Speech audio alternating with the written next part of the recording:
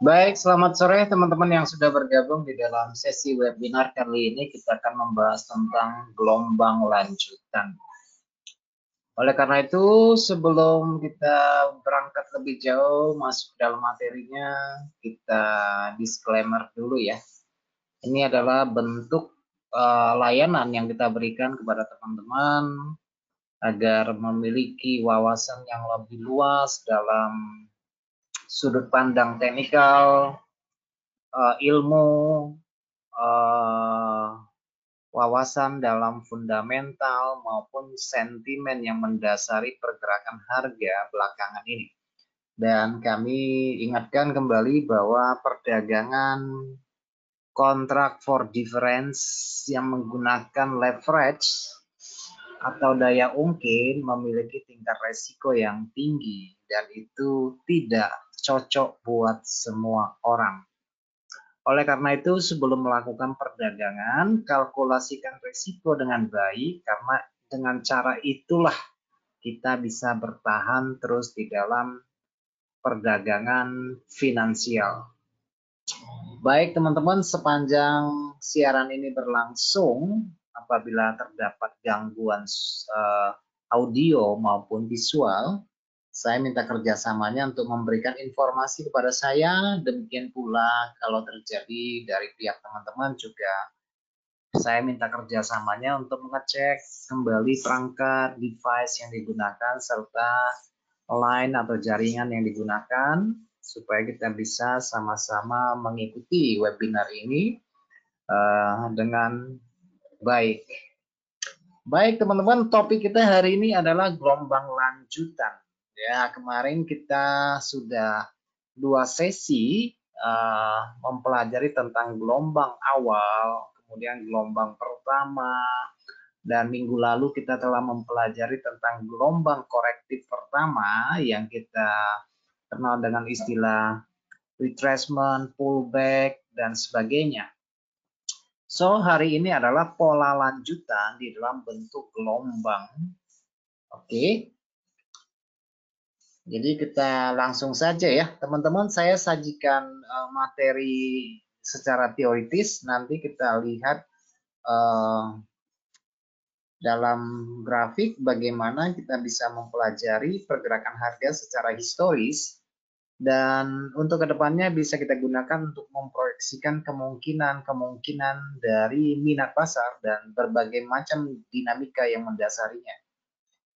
Baik teman-teman, gelombang lanjutan yang akan kita bahas pada kesempatan ini adalah merupakan pergerakan kuat dalam harga aset finansial yang sejalan dengan arah tren utama yang mendasarinya.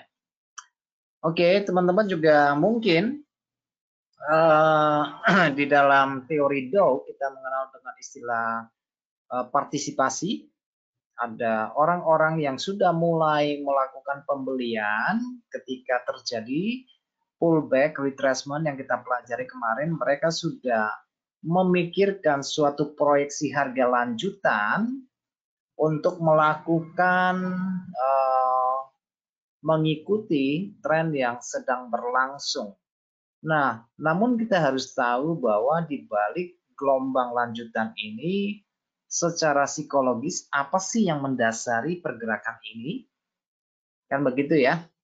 Nah, kita akan membahas satu persatu dalam kesempatan kali ini. Dan mungkin ini juga tidak terlampau berat ya materinya, tetapi kita mungkin akan mendapatkan satu prospek baru yang mungkin saja kita diingatkan kembali. Mungkin kita selama ini terlena. Jadi ini tugas saya untuk mengingatkan kembali. Nah, di dalam gelombang lanjutan, ya kita bercerita tentang gelombang lanjutan ya. Sederhananya memang kita bisa melihatnya di dalam bentuk candle nanti ya. Nah, konsep fundamentalis dalam analisa teknis, khususnya dalam gelombang teori Elliott, itu menyebabnya sebagai impulse wave, yaitu pada gelombang ketiga atau gelombang kelima di dalam impulse tersebut. Namun di dalam gelombang korektif, gelombang lanjutan ini adalah gelombang C, gitu ya. Nah, sementara menurut Ilyan Yotov, dalam gelombang lanjutan ini dia mengatakan ini adalah progression wave, gitu ya, progression wave atau bahkan bisa sebagai conclusive wave. Oke, nah di dalam gelombang dalam teori Elliott wave ini, jadi ini bisa sebagai apa ya? Sebagai impulse wave pada impuls ketiga atau gelombang ketiga. Jadi ini 1, 2, 3 atau bahkan gelombang kelimanya itu sebagai gelombang lanjutan. Nah, di dalam teori Dow ini adalah gelombang partisipasi, di mana biasanya awal permulaan perubahan minat, tren awal ketika harga keluar dari zona konsolidasi, entah dia pada fase akumulasi pasar maupun pada fase distribusi pasar ketika terjadi tren turun. Oke. Sementara menurut Ian Yotov yang memperkenalkan teori tentang kuartar, ini adalah gelombang progresif. Bisa juga ini menjadi gelombang konklusif atau gelombang akhir ya. Tetapi ini adalah gelombang yang menarasikan bahwa tren ini berkembang secara positif ke sisi atas kalau di dalam konteks gambar yang ini ya, yaitu yang gambar warna hijau line ini. Nah, hal yang perlu kita perhatikan pertama ya teman-teman, untuk mendeteksikan gelombang ini, nah sebagaimana kita melakukan perdagangan menurut teori atau metode atau strategi di dalam breakout retest pullback entry, ini adalah pakem yang tidak boleh kita lupakan. Oke, beberapa poin penting ini sangat tinggi urgensinya di dalam strategi breakout karena kita ingin mendapatkan gelombang yang kedua dari kenaikan sebelumnya. Maka ini disebut sebagai gelombang lanjutan. Mungkin teman-teman juga terbiasa atau akrab dengan bahasa saya, minimal kita mendapatkan gelombang kedua. Saya selalu mengatakan begitu ya, selalu setelah retracement.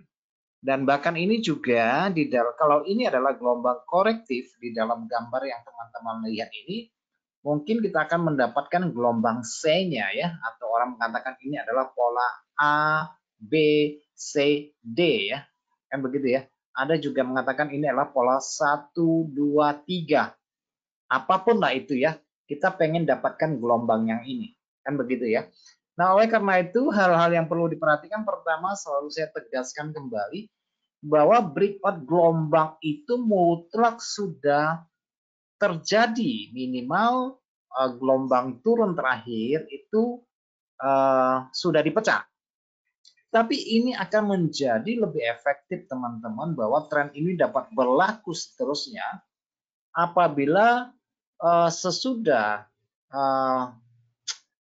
panjang gelombang naik pertama, kan begini ya, maksud saya begini, gelombang pertama ini kan rentangnya itu kan berbeda-beda ya, berbeda-beda.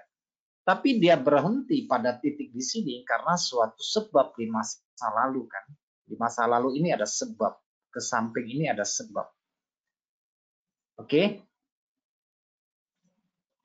Sebabnya itu yaitu perbandingan teknis atau yang sering saya ngomongkan bahwa ada sekitar 6 atau 7 alasan bagi suatu harga bisa berhenti pada suatu poin. Mungkin di masa lalu ada daily open, monthly open, weekly open, yearly open, atau di masa lalu di sini adalah fase konsolidasi di masa lalu dalam bentuk keseimbangan, dalam bentuk equilibrium. Mungkin ini pada level yang saya tunjukkan dengan kursor ini, ke samping ini adalah area supply atau SNR di situ, atau bahkan ini adalah proyeksi dari ekspansi Fibonacci, atau ini juga bisa merupakan level psikologis turning point di masa lalu. Oke. Jadi ini yang menyebabkan harga terhenti. Mungkin di sini adalah klimaks dari buying dan sebagainya. Oke.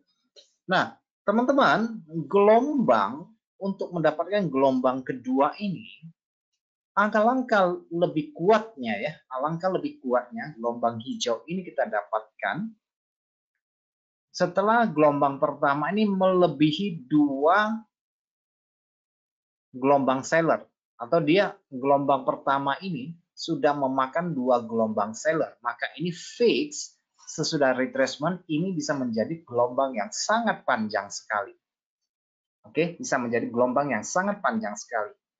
Nah, meskipun di dalam teori Elliott wave bahwa gelombang yang warna hijau ini sebagai gelombang ketiga merupakan gelombang terpanjang menurut teori Elliott wave. Namun teman-teman, saya lebih melihat realita yang tersedia di pasar, yaitu apakah ada pembanding di sampingnya. Oke, jadi gelombang tengah ini, gelombang lanjutan itu tidak mutlak dia harus besar ya. Dia juga tidak mutlak harus kecil. Kadang-kadang dia juga berukuran sedang. Nah, nanti saya akan tunjukkan dalam bentuk candle, teman-teman bisa melihat bahwa harga berkembang sesuai dengan dinamika terkini. Jadi, apapun yang terjadi pada histori, itu adalah sebuah histori. Memang sejarah terulang, memang pola akan berulang secara fraktal. Itu tidak bisa dipungkiri. Namun konteks saat ini akan membedakan karakteristik ukuran range, volume transaksi, dan sebagainya. Jadi maksud saya, tidak semua pola yang sama menghasilkan input yang sama gitu ya. Tidak menghasilkan, tidak tentu mendapatkan hasil yang serupa. Nah, gelombang koreksi selanjutnya, gelombang koreksi atau pullback, ini menurut teori Elliott wave dia tidak boleh melampaui gelombang naik yang pertama, bukan secara gelombang teori Elliott wave. Tetapi teman-teman, saya tidak membahas tentang gelombang teori Elliott wave. Saya hanya melihat gelombang biasa saja ya. Saya tidak memasuki materi yang terlampau berat. Jadi kita kategorikan ini adalah gelombang biasa saja. Nah, kalau ini adalah gelombang korektif sesudah dia breakout, ada beberapa kemungkinan dia berhenti ya teman-teman. Yaitu dia berhenti pada level SNR atau neckline yang dia pecah, atau dia koreksi pada kisaran 50 hingga 75% sinergi dengan keseimbangan minor. Nah, yang dimaksud dengan keseimbangan minor di sini, teman-teman bisa mendapatkan hal tersebut dalam bentuk candle narrow. Oke, saya cuma menggunakan bahasa kiasan, yaitu keseimbangan minor di sini. Oke, karena dia bukan dalam bentuk frame yang besar, sehingga kita tidak bisa mengatakan ini sebagai keseimbangan mayor. Jadi ini adalah keseimbangan minor yang terdiri dari beberapa candle narrow, sehingga membentuk satu keseimbangan, zona keseimbangan yang tipis, atau tempat perhentian rest area yang kecil. Nah, selanjutnya panjang gelombang lanjutan tidak harus menjadi yang terpanjang, tergantung dari minat pasar. Itu yang sudah saya mention tadi ya, sudah saya bahas tadi. Oke, ini secara teoritis ya teman-teman. Nanti kita akan lihat ya. Saya akan jelaskan satu persatu nanti di dalam grafik normalnya. Selanjutnya, teman-teman, apa sih yang mendasari psikologi di dalam gelombang lanjutan ini? Nah, ini saya memberikan beberapa poin kenapa ini bisa terjadi. Nah, gelombang lanjutan, teman-teman bisa baca, gelombang lanjutan yang warna hijau ini menggarisbawahi atau mencatat bahwa skeptisme awal dari gelombang pertama ini, skeptis ini, oke, telah dihilangkan dan lebih banyak pedagang atau investor yang yakin bahwa validasi tren tersebut. Nah, Gelombang ini seringkali mengalami lonjakan aktivitas pembelian seiring dengan meningkatnya keyakinan. Oh, ini mungkin secara chartis gitu ya, orang sudah mulai memproyeksikan nih. Oh, ini naiknya berapa persen nih? Oke, retracement sudah terbentuk ini. Pada titik terendah ini sudah membentuk pola, misalnya sudah membentuk pola apa namanya price action dan sebagainya, atau di sini sudah menyentuh MA tertentu dan sebagainya. Oke, mereka mulai memproyeksikan harga akan kemana, harga akan kemana, harga akan kemana. Kan begitu ya. Nah, seiring dengan berkembangnya pergelombang ini, lebih banyak pedagang dan investor yang join, sehingga Charles Dow mengatakan ini adalah gelombang partisipasi. Informasi sudah keluar. Oke, informasi sudah keluar, sudah merebak di pasar. Jadi banyak sekali pelaku pasar yang tertarik untuk membeli aset ini. Nah, peningkatan partisipasi ini didorong oleh rasa takut ketinggalan, FOMO, dan pengakuan tren yang kuat. Nah, karena mungkin dapat informasi dari orang dalam dan sebagainya, jadi mereka juga melihat suatu prospek, ini saham ini bagus, ini sudah naik nih dan sudah koreksi yang pertama. Jadi ini masih murah nih, sudah dapat harga diskon, jadi cocok untuk dibeli. Nah, sebagian orang kadang-kadang mendapatkan saran investasi dari beberapa influencer atau dari mungkin dari broker atau pialang ya. Jadi ya mereka mengikuti saran tersebut. Terlepas dari benar dan tidaknya bahwa mereka adalah secara sadar atau tidak sadar mungkin ya mereka juga dipengaruhi oleh ketakutan atas kesempatan yang hilang di dalam kegiatan investasi maupun trading tersebut. Nah, ini adalah psikologi yang mendasari dari gelombang hijau ini, gelombang lanjutan ini. Nah, selanjutnya teman-teman, kalau penjelasan saya kurang lengkap, mungkin teman-teman bisa nanti bisa mengecek lagi ya video ini. Nah, gelombang lanjutan biasanya mengalami peningkatan volume perdagangan ya. Volume perdagangan akan naik pada level di sini. Oke. Kadang-kadang didorong oleh berita positif mungkin dari dari laporan pendapatan yang bagus kalau dia saham, atau mungkin faktor yang lain, data ekonomi yang mendukung pergerakan ini, mungkin juga dari pemberitaan media sosial atau dari media mainstream dan sebagainya, sehingga meningkatkan minat, meningkatkan kepercayaan, kepedean, dan menarik lebih banyak partisipasi untuk membeli aset tersebut. Nah, gelombang ini sering menembus level resisten utama, mengkonfirmasi tren dan menarik pedagang teknis yang memperdagangkan strategi breakout. Nah, maksudnya bagaimana nih? Gelombang ini sering menembus level resisten utama. Nah, di dalam teori yang baru, teman-teman ya, dalam teori yang baru, bukan teori yang baru ya, maksudnya teori perdagangan yang diperbarui namanya. Mungkin teman-teman sudah tahu apa itu smart concept trading itu ya, yang sekarang SMC itu mereka ada istilah change of character, kemudian ada breakout structure dan sebagainya ya. Nah, di dalam teori tersebut sebenarnya kan mengadopsi pada hal yang paling simpel, yaitu pergeseran minat. Oke, pergeseran minat awal, kemudian pergeseran minat lanjutan. Jadi breakout pertama itu adalah tanda pergeseran minat yang tadinya jual sekarang menjadi beli. Nah, sesudah terjadi koreksi, kemudian terjadi kenaikan dan menembus harga tinggi dari gelombang naik yang pertama, mereka sekarang menyebutnya sebagai breakout structure. Ya, bagi kita itu ya penembusan breakout lanjutan kan, tidak ada masalah dengan hal tersebut. Yang jelas bahwa level sesudah harga koreksi ini terjadi peningkatan volume perdagangan, terjadi peningkatan berita positif yang mendasari dari pergerakan ini, kemudian lebih banyak partisipasi yang masuk ke dalam aset ini, oke, di dalam gelombang lanjutan ini. Jadi apakah gelombang lanjutan ini kalau kita simplify ke dalam candlestick, ini adalah candle pola kejepit, bukan? Ya, kalau kita mau melihat ini sebagai dalam bentuk candlestick, ya ini pola candle kejepit. Jadi kans untuk melanjutkan perjalanan masih terbuka sangat lebar. Apalagi bahwa gelombang pertama ini lahir dari konsolidasi. Gelombang pertama lahir dari konsolidasi, kemudian dia turun pullback, atau sebagian orang mengatakan bahwa di sini terlepasnya dari breakout pertama terjadi order flow yang sangat besar dengan jumlah profile volume yang sangat gede sehingga mengangkat harga keluar dari zona macet konsolidasi atau dia fase akumulasi di sini.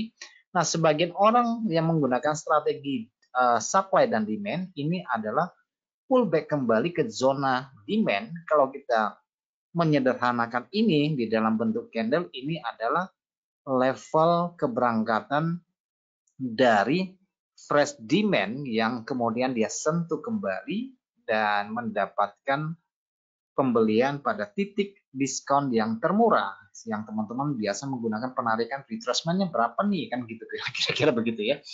Nah, gelombang indikator momentum seperti RSI maupun MACD biasanya menunjukkan sinyal bullish yang kuat selama gelombang ini. Oke, satu lagi. Nah, yang terakhir ya teman-teman, ini yang terakhir, nanti kita akan jabarkan dari teori ini ke dalam grafik supaya teman-teman bisa paham. Di awal gelombang ini, pedagang cerdas, investor institusional yang mengenali tren di awal gelombang pertama dan gelombang korektif, artinya ini gelombang pertama dan ini gelombang korektif, sudah siap sedia. Ya, saya yakin teman-teman juga sudah siap sedia ya. Karena proyeksi keuntungan yang besar atas lonjakan harga pada sesi yang kedua. Sesi gelombang yang kedua biasanya lebih panjang dari sesi gelombang yang pertama. Karena bertambahnya partisipan tadi. Bertambahnya jumlah pembeli itu, jadi mereka tidak perlu capek-capek menggerakkan harga kalau dia adalah institusional. Karena otomatis pedagang yang konvensional sudah akan mencari harga diskon untuk membeli dengan tujuan investasi jangka panjang dengan mengharapkan gelombang demi gelombang yang akan datang, kira-kira begitu ya. Nah, saat gelombang mendapatkan momentum, lebih banyak investor retail dan pedagang memasuki pasar. Fase ini ditandai dengan optimisme yang meluas dan pergerakan harga naik yang kuat. Menjelang akhir gelombang ini, pasar mungkin mulai menunjukkan tanda-tanda overekstensi. Indikator mungkin menandakan kondisi overbought, tetapi sentimen secara keseluruhan tetap bullish hingga gelombang mencapai puncaknya. Oke, itu kira-kira penjelasan teoritisnya ya teman-teman. Nah, kita akan melihat satu persatu supaya penjabaran ini bisa teman-teman pahami dengan dengan lebih baik. Oke, kita lari ke grafik dulu ya. Kita lari ke grafik dulu. Oke. Gelombang lanjutan merupakan pergerakan kuat dalam harga aset finansial yang sejalan dengan arah tren utama yang mendasarinya. Oke, kita lihat ya secara grafik gitu ya, secara grafik. Saya akan bahas poinnya satu persatu sehingga bisa dimengerti jauh dengan lebih baik ya teman-teman. Oke, teman-teman bisa lihat di sini, ini adalah gambaran grafik dari USD Yen ya, USD Yen. Oke, kita ambil yang terakhir saja ya, kita nggak usah melebar terlalu jauh. Nah, teman-teman kalau diperhatikan secara struktur harga yen yang sudah melemah sepanjang 32 tahun atau 3 dekade lebih mengalami penurunan yang sangat tajam ya, memanfaatkan kebijakan luar negeri, bank-bank sentral luar negeri, dia juga melakukan intervensi. Ini merupakan aspek dari fundamental. Oke. Jadi yen itu menurun karena faktor fundamental. Pada waktu itu pada bulan Juli tahun ini. Dan teman-teman melihat bahwa penurunan gelombang ini adalah gelombang korektif, di mana bisa dikatakan ini adalah gelombang secondary trend menurut Dow Theory. Kenapa demikian? Karena secara tren, saya buka frame yang lebih gede, secara tren, pasangan mata uang ini mengalami tren naik ya, mengalami tren naik. Jadi ini adalah gelombang korektif atau secondary trend yang pernah terbentuk. Nah, ketika dia sudah sampai pada tingkat keseimbangan harga, level support, demand, dan sebagainya, dia terhenti ya, teman-teman, dia terhenti. Nah, sekarang kita mau melihat gelombang yang mulai terbentuk belakangan ini. Oke, gelombang yang mulai terbentuk pada belakangan ini. Saya mengambil sampel dari H8. Nah, teman-teman kalau perhatikan dari titik ini, titik pemantulan ini kan terjadi bukan sebagai suatu kebetulan. Oke, tentu ada pembanding harga pada masa lalu. Support, open bulanan, atau apalah di sini kan gitu ya. Support, open bulanan, dan sebagainya. Candle narrow, oke ya. Awal keberangkatan harga, oh iya. Mungkin juga di sini merupakan level psikologi 141, atau di sini juga mungkin merupakan level suatu golden ratio pada level ini, saya tidak tahu, tapi yang jelas harga berhenti pasti ada sebab di masa lalu yang menyebabkan harga terhenti pada level di sini. Kan gitu ya. Nah, secara price action, teman-teman melihat dari penurunan ini pada level yang kita memiliki pembanding sebelah kiri, secara price action atau secara candlestick pada time frame daily, teman-teman melihat suatu pola yang mungkin sangat akrab dengan teman-teman, yaitu pola Morningstar yang terbentuk dari 3 buah candle di sini ya, Morningstar. Bahkan mungkin pada level di sini sudah muncul fraktalnya ya. Sudah muncul fraktalnya. Saya gunakan fraktal dari Bill Williams. Oke, sudah muncul fraktalnya di sini. Di mana fraktal ini terbentuk dari 5 buah candle ya. Jadi 1, 2, 3, 4, 5 candle. Sehingga menghasilkan sebuah fraktal di mana candle nomor 4 dan nomor 5 itu memiliki harga rendah yang lebih tinggi dibandingkan dengan candle ini. Sehingga menghadirkan suatu fraktal. Ini secara fraktal, ini adalah signal beli dari pola candlestick ini. Kan begitu ya, secara fraktal ya. Tetapi kalau untuk melihat breakout-nya, orang juga biasanya menggunakan trendline seperti ini ya. Jadi kalau dia sudah pecah, dia tentu saja bisa menganggap ini sebagai gelombang awalnya, kan begitu ya, gelombang awal ya. Nah, teman-teman, kalau kita melihat secara gelombang pada frame yang lebih kecil, oke, pada 8 jam atau bahkan ke 4 jam nanti ya, teman-teman bisa melihat. Saya buang dulu ya fraktalnya ya, nanti teman-teman malah bingung lihatnya.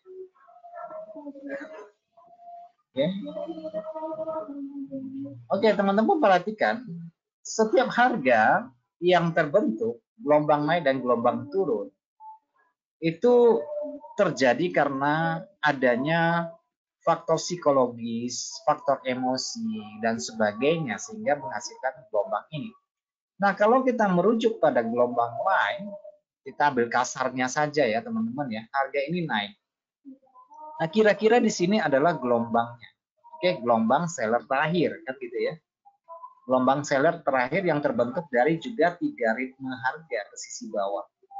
Yang dimaksud dengan 3 ritme sisi bawah ini, teman-teman bisa hitung 1, 2, 3. Oke, kira-kira saja ini ya teman-teman ya. Tapi saya mengambil kompleksitas ini sebagai satu gelombang turun. Oke, saya lebih lihat cenderung yang mempunyai range yang lebih panjang gitu ya. Tetapi yang gelombang ini terbentuk dari kompleksitas dari gelombang mikro di sini ya. Saya kira-kira hitung 1, 2, 3 ya. 3 gelombang seller di sini membentuk satu gelombang seller dalam rentang harga yang lebih besar. Nah, disinilah kita mendapatkan suatu informasi yang paling penting di dalam gelombang awal, yaitu breakout ya. Ya, breakout di sini, kemudian dia ada retest di sini. Retest yang tadi saya bilang, saya sempat menyinggung tentang keseimbangan minor yang hadir dalam bentuk narasi candle-candle kecil ya, visual candle kecil sebagai level keseimbangan minor. Nah, kalau retracement kan kita sudah ngomong tadi bahwa gelombang korektif itu memasuki rentang korektif itu 50 hingga 75% gitu ya. Kemudian ditambah dengan keseimbangan sorry ya teman-teman agak ribet sedikit karena depan saya lagi ada pengaspalan. Bahwa retracement ini harus bersinergi. Retracement ini entah dia levelnya 50, entah dia levelnya 75, antara 50 dan 75, dia harus bersinergi dengan keseimbangan minor yang ditampilkan dalam bentuk candle-candle ranging kecil ini. Kan begitu ya. Nah, di sini teman-teman ketika terjadi breakout di sini dan sesudah dia retest atau katakan teman ini adalah pullback pertama, tetapi pemecahan di sini berjalan cukup panjang sampai nanti bahwa panjang gelombang pertama yang secara teoris setelah saya sampaikan bahwa panjang gelombang pertama ini sangat bervariasi, namun dia berhenti karena suatu sebab, yaitu memiliki level pembanding. Apakah yang kita lihat di sini level pembandingnya apa di sini? Nah, kita akan bisa tahu di sini ada apa, kenapa gelombang naik ini terhenti di sini, bukan? Tadi saya sudah sampaikan beberapa alasannya. Kalau teman-teman masih ingat, sekitar 6 atau 7 alasan di situ ya. Terhenti di sini. Kemudian terjadi pullback retracement. Masuklah ke dalam beberapa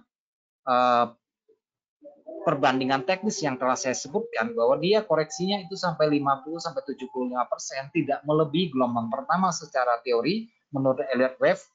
Ini adalah gelombang korektif dan dia harus sinkron sinergi dengan level keseimbangan entah dia dalam bentuk narrow maupun pada di mana terjadi demand harga atau pembanding pada titik harga apa namanya higher low yang barusan terbentuk ketika dia terjadi breakout yang pertama. Itu yang harus kita pahami. Dan saya katakan tadi bahwa gelombang lanjutan yang kita bahas ini, kenapa di sini memiliki beberapa karakteristik, mungkin kita membeli di sini karena memang sudah ada pola beli di sini, kan begitu ya, dengan harapan bahwa ini kita akan mendapatkan banyak sekali atau mendapatkan gelombang yang paling panjang yang ada dibandingkan dengan gelombang pertama. Tetapi saya memberikan satu catatan kaki bahwa gelombang lanjutan ini tidak mutlak bahwa dia sebagai gelombang yang paling panjang. Kalau menurut teori Elliott Wave ini kan gelombang yang paling panjang. Cuma saya mau menggarisbawahi bahwa kita harus beradaptasi dengan ruang yang tersedia. Mau panjang mau pendek, yang penting kita memiliki pembanding ruang ini. Ini sebagai gelombang lanjutan. Mungkin ini juga teman-teman bahwa ini adalah dari gelombang lanjutan tadi saya sudah sebutkan bahwa ini adalah gelombang C kalau dia dalam bentuk korektif. Atau ini merupakan gelombang progresi, gelombang partisipan. Dan ini adalah gelombang yang besar. Dan saya juga menambahkan sebuah catatan bahwa gelombang naik yang pertama akan menjadi lebih valid, ingat ya, tanda kutip, akan menjadi valid apabila gelombang pertama memakan dua gelombang turun. 1, 2, 3. Nah, gelombang pertama ini memakan dua gelombang turun. Yang terdekat ya, dia makan. Maka ini kemungkinan besar ya, teman-teman. Kemungkinan besar ini adalah gelombang awal. Ini adalah gelombang awal yang setelah mendapatkan penetralisasi di sini pada level di sini akan mendapatkan peluang entry yang dengan rentang harga yang bisa menutup gelombang yang lebih besar. Oke, karena gelombang tidak mungkin melanjutkan perjalanan kalau ruangnya sudah tidak tersedia. Sehingga teman-teman dibandingkan gelombang pertama dengan gelombang yang naik ini, dia memiliki rentang yang jauh lebih besar. Oke, secara ekspansi, mungkin teman-teman di sini bisa mendapatkan level 161, 261 dan sebagainya ya. Misalnya saya tarik ini ya, kira-kira levelnya itu bisa sampai ke 100. Oke, 61 dan 100 itu bukan ekspansi ya. Kalau ekspansi kan saya nariknya begini ya, teman-teman. Ekspansi kan saya tariknya begini. Jadi ini saya menggunakan ekspansi dari Fibonacci retracement biasanya. Ini jatuhnya. Ini sama aja kalau teman-teman tarik Fibonacci retracement, perpanjangannya begini ya. Saya cuma gunakan ekspansi aja tadi. Kalau di retracement itu jatuhnya di level 200 gitu ya. Saya cuma males narik koreksinya ya. Saya cuma tarik dari sini ke sini aja. Jadi ya perpanjangan berapa kali lipat ya sampai di sini ya teman-teman. Ya itu yang dicari orang di sini. Ingat bahwa gelombang pertama kalau dia berhasil memakan 2 gelombang turun, kemungkinan besar dia adalah impuls. Kita lihat faktanya ya, lebih banyak benarnya atau lebih banyak salahnya ya. Kita cek ke belakang lebih jauh supaya kita juga menjadi lebih informatif ketika membandingkan suatu gelombang. Ini bisa jadi impuls atau enggak ya. Nah, apakah terdapat maksud saya terdapat harga turun yang memakan 2 gelombang naik sekaligus. Contohnya di sini ya, saya ambil sampel ya secara sederhana saja ya teman-teman ya. Saya tidak usah ribet. Teman-teman lihat di sini, ini gelombang terakhir naik ya, katakanlah begitu. Dia makan. Kemudian gelombang turun ini dia juga makan gelombang naik lanjutan yang ada di sini. Berarti di sini sudah 2 gelombang yang dia makan. Jadi besar kemungkinan gelombang ini adalah gelombang impuls. Oke, besar kemungkinan adalah gelombang impuls. Meskipun secara teori teman-teman mengatakan ini adalah gelombang A, B, C, tidak menjadi soal. Oke, tidak menjadi soal. Tetapi saya melihat bahwa ini adalah gelombang impuls.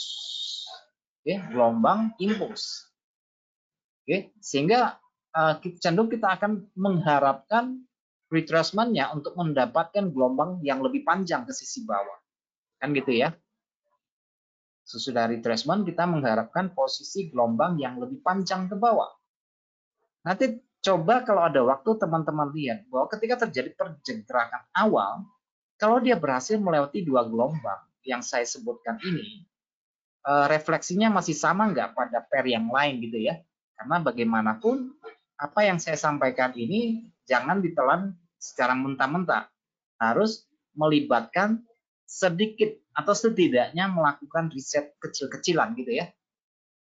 Yang turun ini memakan 2 gelombang kecil di sini ya. Tak tak tak, bahkan sampai di sini dia terhenti sementara. Itu mendapatkan perlawanan pada level harga di sini. Oke, sudah memasuki gelombang naik yang kesekian kali dia samakan ya. 3 gelombang ini dia makan sekaligus. Terjadi retest memperpanjang gelombang ini sehingga kita kategorikan ini satu gelombang.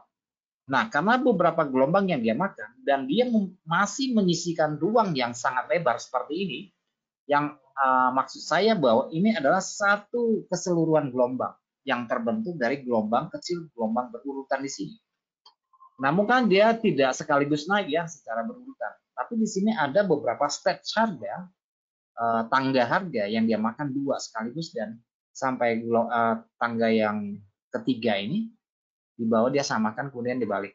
Nah, besar kemungkinan ini adalah gelombang impuls di mana kita harus mencari sinkronisasi dari level keseimbangan minor pada level koreksi 50 sampai 75% yang akan diinformasikan triggernya dalam bentuk price action, bearish engulfing,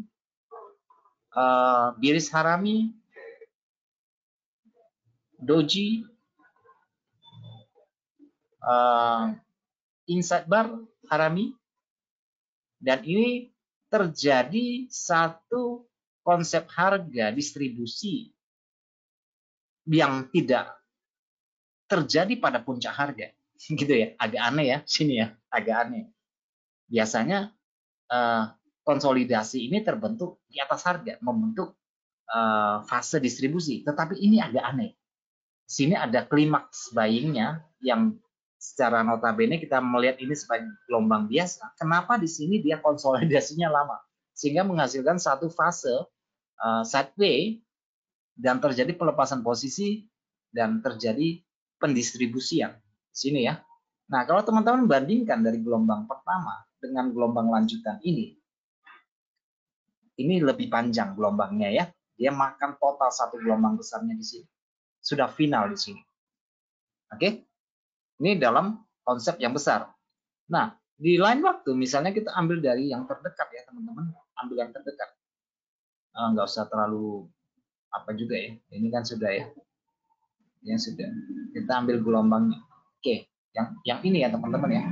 Nah, sudah terjadi korektif di sini teman-teman ambil aja gelombang yang paling kecil ya karena kita lihatnya H8. Ini satu gelombang kecil dia makan. Dua gelombang dia makan. Wah, ini bisa jadi sebagai cikal bakal impulse wave. Oke? 1 2 3. Saya tidak menggunakan tidak menggunakan 1 2 3 4 5 ya. Saya biasanya hitung 1 2 3. Jadi gelombang korektif itu saya nggak hitung. Karena saya mengakumulasikan total gelombang. Oke? 1 2 3 membentuk 1. Nah, ini bisa menjadi cikal bakal dari impulse wave yang dimana nanti sesudah terjadi korektif entah dia retracement dan segalanya, ini akan menjadi gelombang yang sangat panjang sekali. Teman-teman lihat di sini gelombangnya sangat panjang. Nah, oleh karena itu menurut saya ya teman-teman nanti tolong divalidasi lagi melalui beberapa riset teman-teman. Menurut saya ya, ini pemikiran saya dan riset saya bahwa ketika terjadi penurunan, dia berhasil memakan dua gelombang naik sekaligus, maka besar kemungkinan ini dalam konteks tren naik, maka dia akan menjadi secondary trend yang memiliki ruang yang cukup besar untuk kita follow, gitu ya. Ada dua support yang dia makan, ya, support yang berbeda dia makan, atau dia memiliki dua resisten yang dia makan, ya. Misalnya di sini ya, dalam konteks gelombang lanjutan, ini satu ya, kan satu ya, teman-teman ya. Tapi ini kan gelombang lanjutan ya. Misalnya di sini ya, teman-teman lihat di sini naik belum? Ini naik satu ya, teman-teman. Ini resisten, dia makan. Kemudian di sini resisten dia makan. Jadi dua resisten dia makan. Resisten ketiga dia korektif karena dia mendapatkan hambatan perbandingan teknis yang sama. Mulailah dia bikin retracement. Maka besar kemungkinan karena gelombang ini memakan beberapa resisten, ini adalah impulse. Oke, ketika terjadi retracement melakukan perbandingan, kita akan mendapatkan gelombang lanjutan di sini yang lebih panjang daripada gelombang awal di sini. Itu yang kita mau. Tetapi tetap disandingkan, makanya saya nggak berani komplain atau mengklaim bahwa gelombang lanjutan ini yang barusan ini sebagai gelombang terpanjang. Tetapi pada umumnya memang iya. Namun kita juga harus logis, realistis bahwa panjangnya gelombang ini kita lihatnya dari sudut pandang di sini. Oke. Pada gelombang yang besar mungkin ini sebagai gelombang korektif misalnya ya. Bisa jadi seperti itu ya teman-teman karena kepentingan perdagangan setiap orang berbeda. Oke, mungkin ini sebagai gelombang korektif. Tetapi kalau kita lihat dari pemecahan struktur ini, bisa saja bahwa yang melewati dua resisten ini adalah impulse wave yang akan membawa pergerakan mungkin 100 atau 200 atau 300% dari total gelombang awal ini. Nah, itu yang paling kita cari. Oke, secara gelombang ya teman-teman. Secara gelombang. Jadi kalau teman-teman mau jadikan ini adalah sebagai pola lanjutan secara kolektif, lah ini adalah pola candle kejepit ya, naik turun naik ya. Ini pola lanjutannya. Artinya ketika teman-teman mendapatkan pola yang kurang lebih sama di dalam suatu perjalanan harga dalam kondisi tren ya, misalnya begini ya, harga naik nih, dia pecah secara struktural, pola candlestick, naik, turun, naik. Kemudian teman-teman mendapati di sini pola candle kejepit, atau bahasa teman kita yang satu itu mengatakan ini inside bar ini. Berarti ini adalah pola lanjutan. Fokus saja buy terus. Dia bisa secara 2 candle, 3 candle, atau multiple. Oke, 2 candle, ini 1 candle, 2 candle, 3 candle, atau dia secara secara berkelompok, tapi intinya sama. Oke, intinya sama. Ini adalah pola lanjutan, gelombang lanjutan. Yang kita bahas di dalam konteks ini adalah bar by bar. Kan gitu ya, bar by bar. Sementara yang kita bahas yang di awal tentang materi ini adalah secara per gelombang, gitu ya. Oke, apalagi? Saya cek kembali ya. Takutnya ada yang miss. Masih ada waktu, tenang. Oke, yang tadi secara psikologis tadi, mungkin saya ingatkan kembali bahwa dengan ada pecahnya dua gelombang minor ini yang dia pecah, berarti kita bisa berasumsi kemungkinan besar ini adalah impulse. Jadi kalau cuma satu aja mungkin bisa fatal ya, tapi kalau dia beberapa resisten yang dia pecah, wah ini kuat nih, kan kira-kira begitu kan. Oke, kira-kira begitu. Dan nah di sini karena ada beberapa pergeseran minat dari akumulasi seller yang dia pecah, sehingga si pesimis atau dengan sifat yang skeptis tadi, ini naiknya pelan-pelan, ini naiknya kok susah banget sih naiknya. Begitu dia pecah dua gelombang, pede dia. Wah, udah dua nih gelombang yang dia pecah. Sehingga menghilangkan sikap skeptisnya. Yang di awal gitu ya, udah hilang dia. Nah, begitu terjadi retracement, dia udah cari beberapa confluence yang baru untuk masuk pasar. Oke? Nah, di sini terjadi FOMO, teman-teman. Gelombang 1, gelombang 2, gelombang 3, gelombang 4, gelombang 5, gelombang 6, gelombang 7. 7 gelombang naik dalam akumulasi buyer. Terjadi FOMO di sini. Kan kira-kira begitu ya. Nah, kita mau menunggang FOMO itu, menunggang cacat emosional itu untuk mengikuti tren ini bisa berkembang lebih panjang dan lebih jauh. Itu yang kita mau. Dan ini akan menjadi pokok tren yang lebih kuat. Maupun teman-teman kalau kita lihat ini dalam skop yang kecil ya, dalam skop yang lebih kecil. Tetapi kalau kita lihat skop yang lebih besar, yang gelombang naik ini bukan hanya dia makan dua gelombang besarnya di sini. Wah, ini bisa terjadi gelombang lanjutan nih, pelemahan yen bisa berlanjut nih, kan begitu ya. Oleh karena itu mungkin kita tidak bisa mengharapkan retracement yang sampai jauh ke bawah lagi ya, karena dia beberapa akumulasi seller yang dia makan dalam gelombang besar. Ya, mungkin ya kita bisa cari yang terdekat dulu, kan kira-kira begitu ya. Nggak bisa mengharapkan lebih jauh lagi. Kalau mengharapkan yang lebih jauh lagi, tentu saja dia harus pecah dua gelombang ini, kan gitu ya. Gelombang ini harus pecah dengan paradigma atau konsep yang sama ketika dia membentuk impulse yang ini, kan gitu ya. Oke. Gelombang ini sering terjadi lonjakan aktivitas pembelian seiring meningkatnya keyakinan tadi ya. Oke, kemudian terjadi peningkatan volume. Benarkah terjadi peningkatan volume? Kita cek volumenya. Volume tick ya. Kita lihat yang daily ya. Kita lihat daily sini. Oke, teman-teman bisa lihat di sini volumenya ya. Ketika dia gelombang pertama naik, kemudian ketika sudah mencapai beberapa level tertentu, rasa skeptisme itu melahirkan volume perdagangan yang pendek dan sebagainya ya. Koreksi tentu saja volumenya harus gede. Nah, ketika di sini muncul, di sini teman-teman bisa lihat candle ini misalnya ya. Ini udah besar sekali, kemudian candle naik ini besar.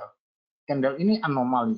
candle naik ini makin volumenya juga meningkat dengan drastis. Jadi di dalam gelombang lanjutan ini terjadi peningkatan volume perdagangan. Atau barangkali teman-teman menggunakan indikator OBV ya. Apakah terjadi peningkatan volumenya? Teman-teman bisa lihat terjadi peningkatan volume secara secara rata-rata ya, terjadi peningkatan volume. Volume itu adalah berfungsi untuk memvalidasi tren yang berlaku, tren bullish. Volume harus naik nih, rata-ratanya, kira-kira begitu ya. Sehingga tren ini bisa berlanjut lebih panjang. Berita positif. Oke, mungkin di sini berita positif. Data-data belakangan ini dari Amerika, khususnya untuk yen ya. Nah, teman-teman kita bahas yen aja ya, karena kita mengambil sampel dari sini. Mungkin yang lain tetap sama pembahasannya. Gelombang ini sering menembus level resisten utama. Nah, yang dimaksud dengan resisten utama, teman-teman, tadi di dalam sampel pada 8 jam ada 2 minor resisten yang dipecah, sehingga kita bisa berasumsi kemungkinan besar ini menjadi impulse. Kenapa dia berhenti di sini? Karena dia bertemu dengan resisten utama atau gelombang besarnya di sini ya. Ini gelombang minor, ini gelombang besarnya. So, ini adalah resisten utama, sehingga terjadi pemecahan di sini. Bukan hanya satu resisten utama lainnya pun dia pecah. Kan gitu ya, kira-kira ya.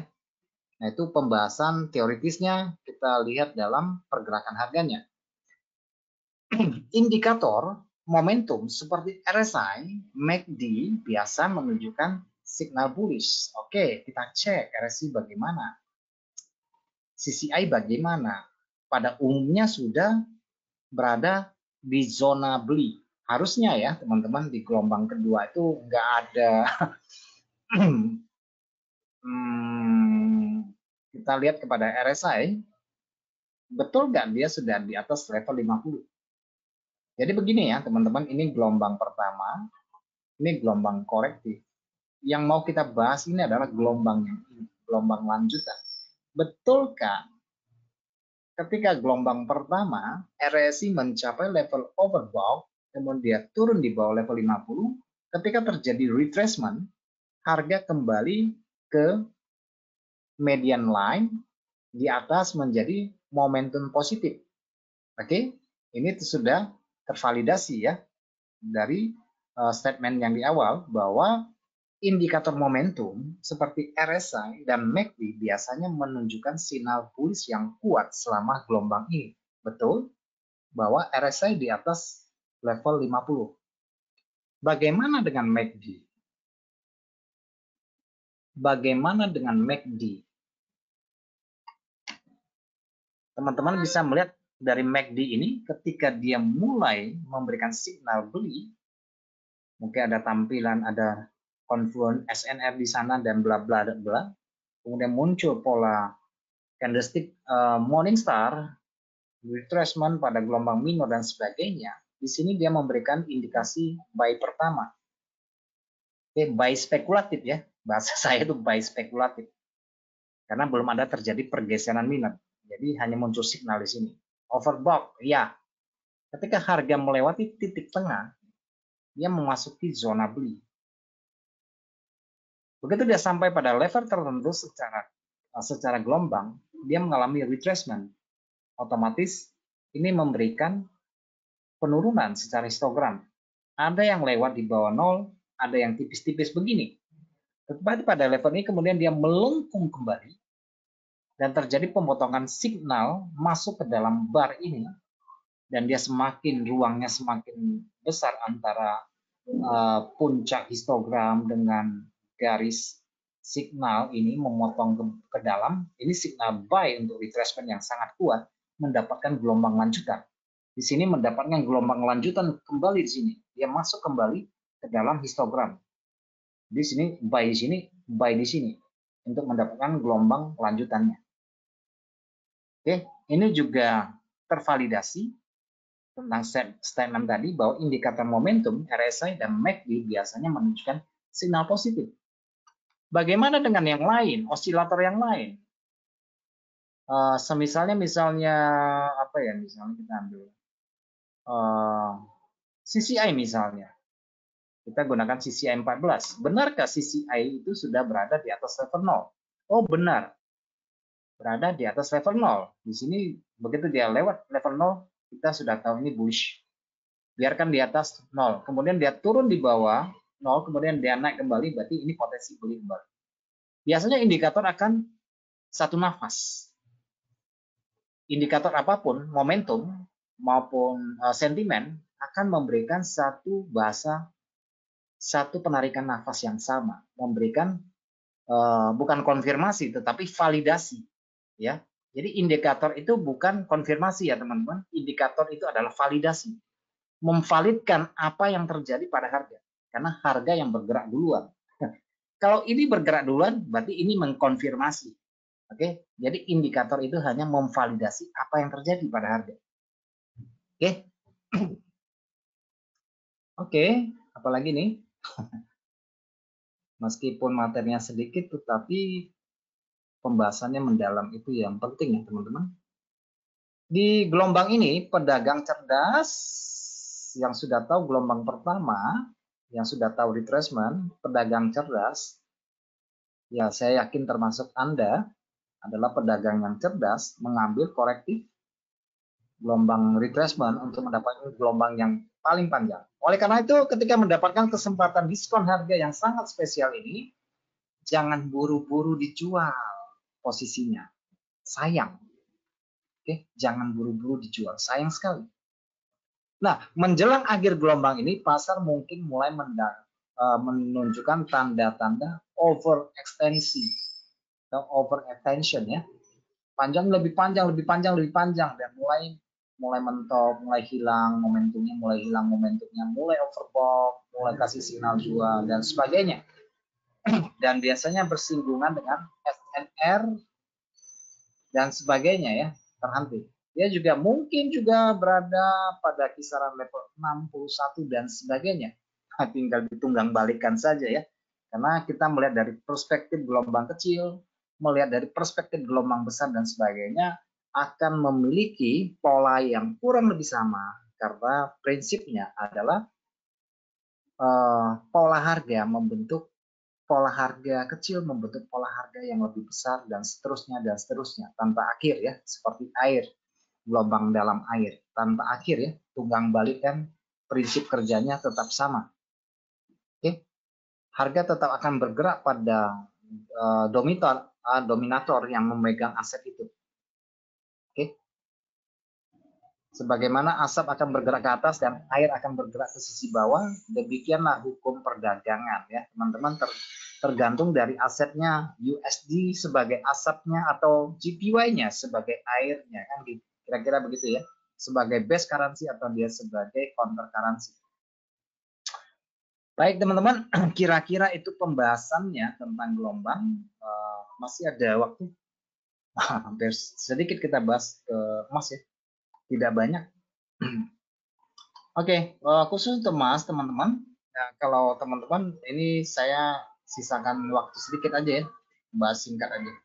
Karena saya tidak terlalu yakin bisa live nanti malam. Jadi mungkin penting juga buat teman-teman nanti. Ya, mungkin teman-teman ini penting. Sebagaimana teman-teman perhatikan bahwa hari ini adalah hari Jumat dan harga telah bergerak 5 hari dan belum keluar membentuk harga tertinggi dan terbaru dan cenderung membentuk pola inside bar di sini di dalam koridor candle merah. Oke, di dalam candle merah. Mungkin juga bahwa hari ini tidak akan terjadi pergerakan besar, tetapi mungkin juga terjadi pergerakan besar. Tetapi di dalam konteks inside bar di sini, biasanya harga itu bisa di candle ketiga keluar dari range, bisa. Tetapi kalau kita lihat kondisinya mungkin lebih cenderung konsolidasi ya. Lebih cenderung berkonsolidasi. Meskipun ada harapan bahwa dari pola bearish engulfing ini sedikit lebih lama atau nggak terjadi hari ini atau besok. Kalau dia memang mau turun, semestinya berada pada level di sini untuk harga tinggi bulanan yang dia pecah di sini ya, untuk mendapatkan keseimbangan tersebut. Namun secara mingguan mungkin kita lebih ideal mengharapkan dia turunnya ke level di sini. Oke, lebih ideal kalau mingguan ya. Tapi ini kan minggu terakhir ya, gitu ya. Bentuk pola shooting star kembali.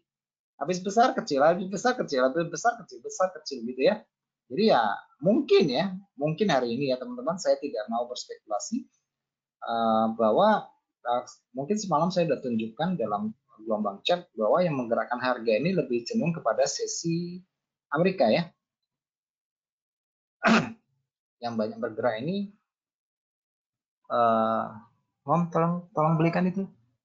Lupa ya.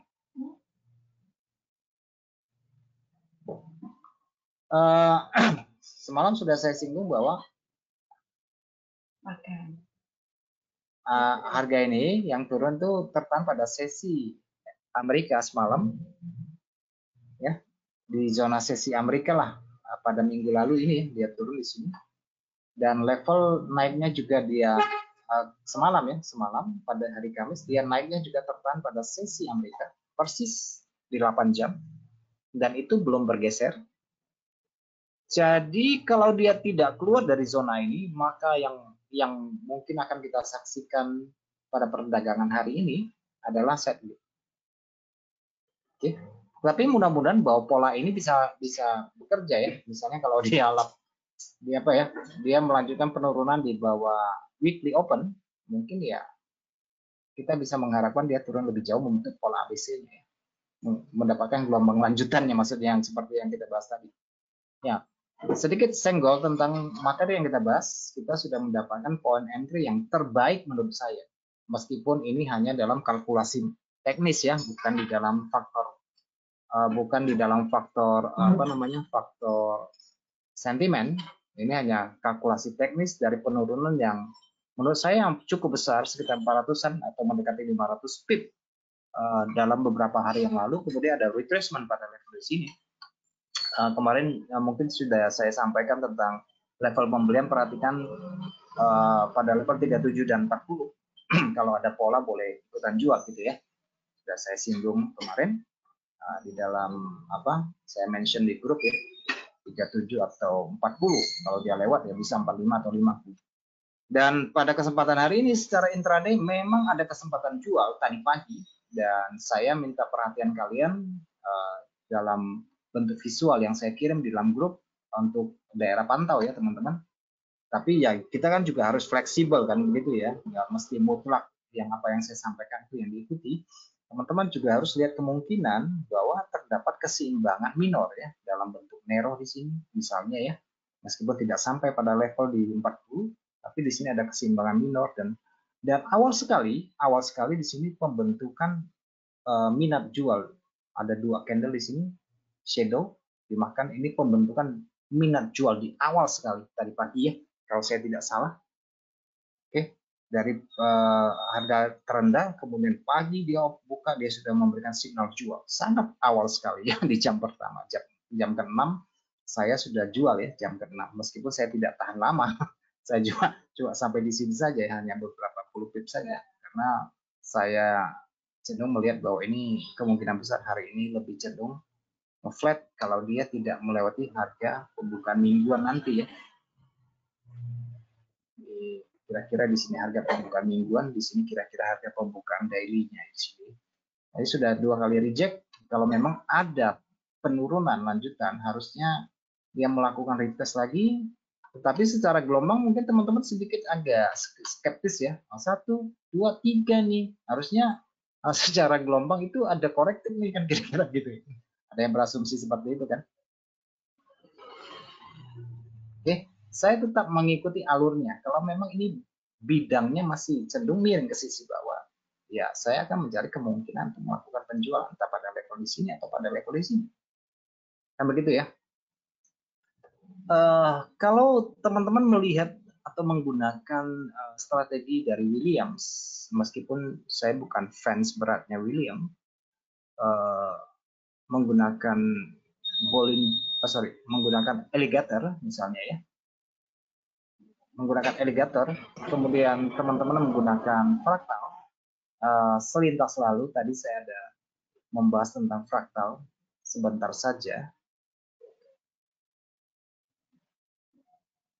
Selintas lalu ya tadi saya ada singgung tentang fraktal. Memang ada pola jual.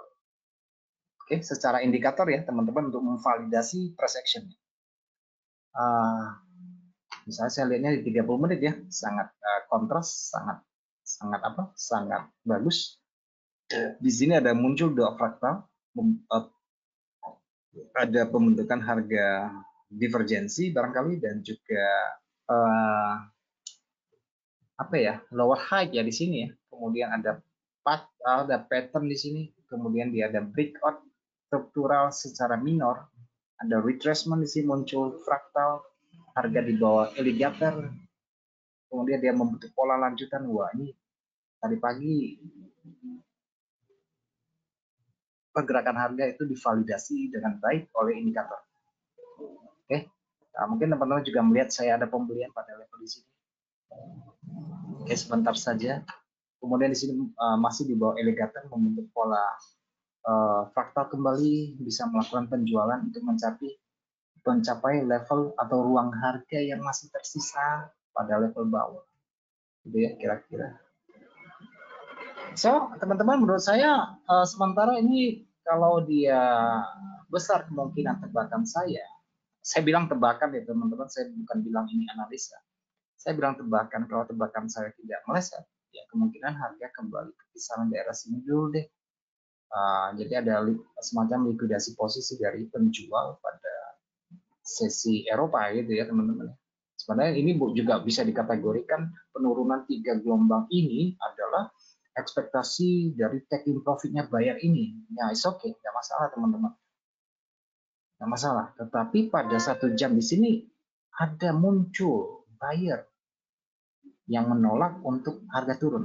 Kira-kira begitu ya. Sehingga meninggalkan kesan kemungkinan ini harga bisa kembali ke kisaran daerah sini. Kira-kira ya teman-teman. Kira-kira. Tapi di sini juga penahan nih, kira-kira begitu ya. Jadi seller yang berkecimpung di dalam ini juga ikutan melakukan penjualan, mengisi ruang ini selesai, muncul buyer di sini. Oke, muncul buyer di sini. 1, 2. Ya mungkin lah, naiknya sedikit banyak ya. Mungkin juga tebakan saya juga bisa meleset jauh kalau dia terjadi penembusan closing di bawah MA 200. Kalau dia tutup di bawah MA 200,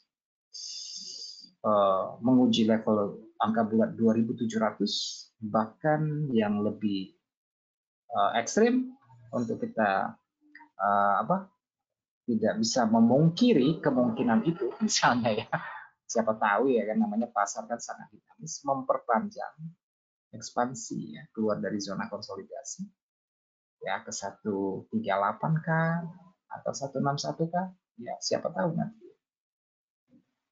Siapa tahu nanti ya. Kita namanya membeli kemungkinan ya. Masuk pasar ketika memang resikonya minim. Oke, teman-teman, demikian webinar kita pada malam ini. Nah, teman-teman, kalau saya sempat nanti saya live ya. Kalau saya nggak sempat, saya minta maaf bahwa minggu depan baru bisa saya live karena memang saya 2-3 hari saya sibuk di luar.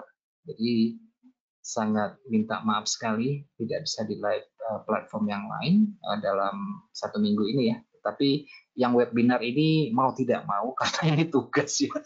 Jadi mau tidak mau saya harus meluangkan waktu untuk ini.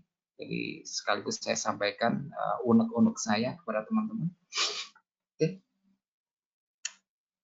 Baik teman-teman, demikian webinar kita pada sore ini, kurang dan lebihnya, dan apa yang saya bahas atau kurang jelas nanti bisa dicek kembali videonya di web. Kalau memang ada yang belum nangkap clue-nya di kesempatan yang lain, silakan jangan segan-segan untuk bertanya supaya kita tidak misinterpretasi tentang apa yang menjadi pokok persoalan pembahasan kita dan bagaimana kita menerapkannya di dalam perdagangan setiap hari gitu ya. Baik teman-teman, terima kasih buat atensinya. Kita akan berjumpa pada kesempatan yang lain. Selamat malam semuanya dan salam profit. Bye-bye semuanya.